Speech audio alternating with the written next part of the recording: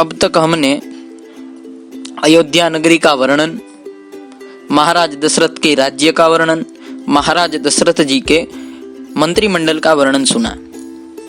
अब कथा की ओर बढ़ते हैं। आज महाराज दशरथ जी के पुत्र कामेष्टि यज्ञ की कथा प्रारंभ करेंगे। प्रभावशाली, धर्मज्ञ, महात्मा पुत्र के लिए पीड़ित महाराज दशरथ के वंश को चलाने वाला कोई पुत्र नहीं था। पुत्रोत्पत्ति का उपाय सोचते हुए उन्हें ध्यान आया कि पुत्र प्राप्ति के लिए मैं पुत्र यज्ञ क्यों न करूं। पुत्रेष्टि यज्ञ करने का निश्चय कर महाराज दशरथ ने मंत्रियों को सरयू के तट पर यज्ञ भूमि ठीक करने का आदेश दिया। उन्होंने कहा, यह ध्यान रखा जाए कि यज्ञ की विधि पूरी करने में न तो कोई अपराध हो और न कोई कष्ट दिया जाए, क्योंकि ऐसे यज्ञों में ब्राह्मण रूप में राक्षस लोग विघ्न खोजा करते हैं। विधिहीन यज्ञ करने वाला शीघ्र नष्ट हो जाता है। अतः ऐसा उपाय कीजिए जिससे यह यज्ञ विधिपूर्वक समाप्त हो। देखना, किसी को हंसी दिल्लगी में भी अनादर से कोई वस्तु मत देना, क्योंकि अनादर करके देने वाले दाता का नाश हो जाता है।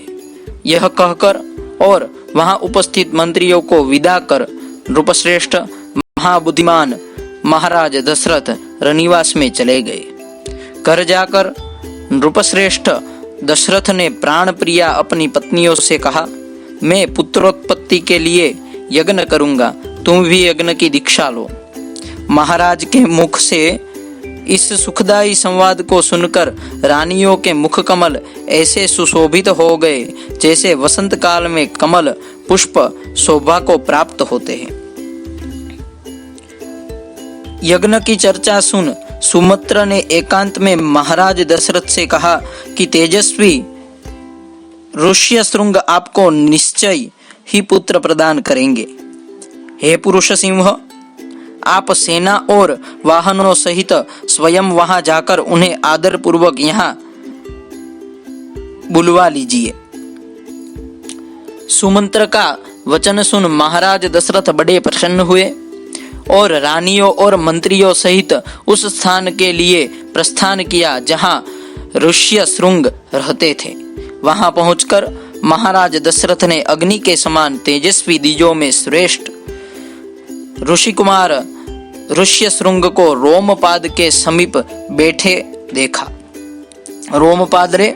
रोमपाद ने मित्र धर्म से प्रेरित हो प्रसन्नता के साथ महाराज दशरथ का विधिपूर्वक आदर सत्कार किया।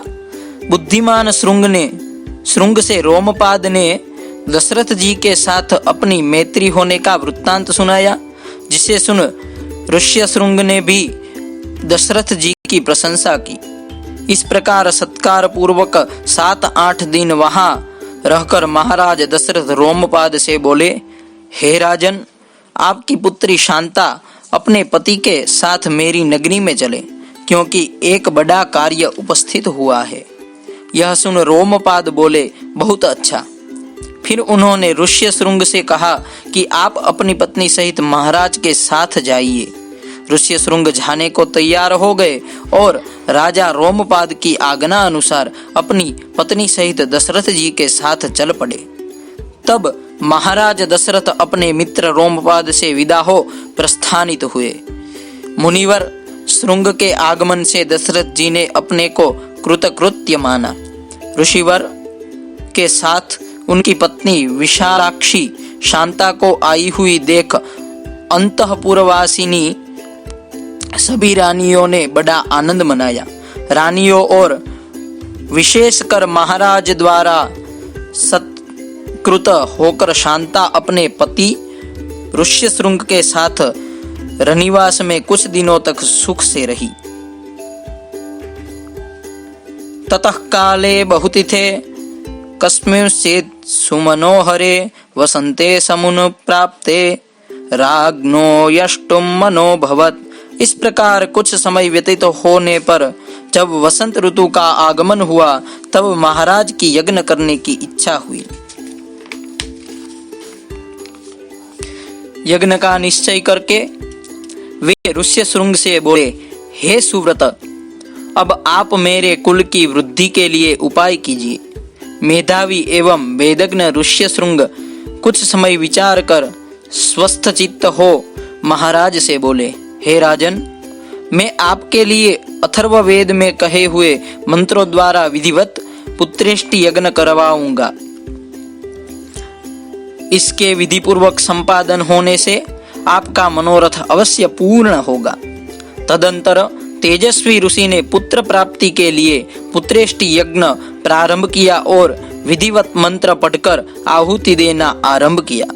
थोड़ी देर के पश्चात महाराज दशरथ के आवाहनीय अग्निकुंड से अतुल प्रभायुक्त स्वर्ण से निर्मित और चांदी के पात्र से ढके दिव्य खीर से पूर्ण पात्र को प्यारी पत्नी के समान दोनों हाथों में लिए हुए ऋष्यशृंग ने महाराज दशरथ की ओर देखकर कहा, हे शार्दूल, यह खीर विद्वानों द्वारा यज्ञाग्नि में निर्मित की गई है। यह पुत्रोत्पदक, प्रशस्त और आरोग्यवर्धक है। इसे आप लीजिए।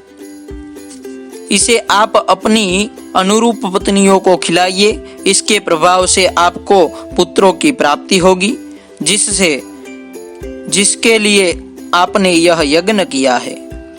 बहुत अच्छा, ऐसा कहकर और प्रसन्न हो राजा दशरथ ने विद्वानों द्वारा निर्मित एवं प्रदत्त खीर से भरे स्वर्ण पात्र को सिर झुकाकर ग्रहण कर लिया।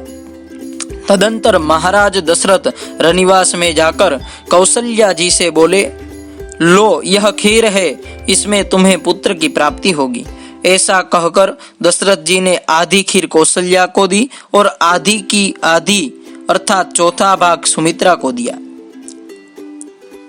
तदंतर पुत्रोत्पत्ति के लिए जो पहली आधी खीर बची थी वह कैकेयी को दी। फिर कुछ सोचकर महामती दशरथ ने कैकेयी को दी खीर का चौथा भाग पुनः सुमित्रा को दे दिया। इस प्रकार राजा ने यह खीर रानियों को पृथक पृथक बांट दी। महाराज दशरथ की वे सुंदर स्त्रियां उस खीर को खाकर अत्यंत प्रसन्न हुई और उन्होंने अपने आप को भाग्यवती माना।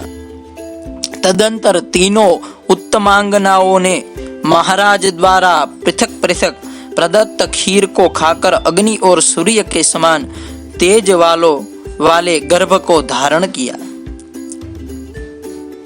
अब